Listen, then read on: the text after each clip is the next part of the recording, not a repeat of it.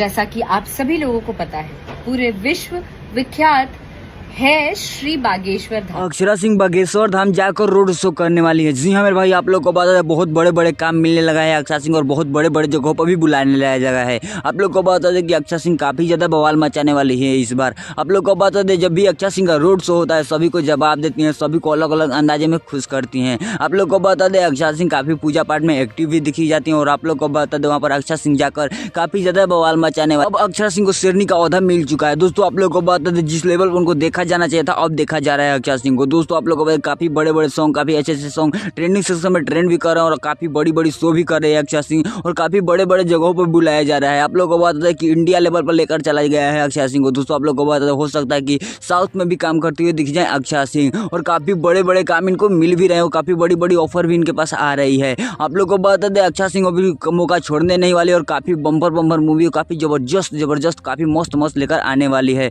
आप लोग को क्या लगता है अक्षरा सिंह के बारे में, आप क्या सोचते हैं कमेंट करके जरूर बताइएगा। मिलते किसी नए वीडियो में किसी नए टॉपिक के साथ, तक के लिए बाय।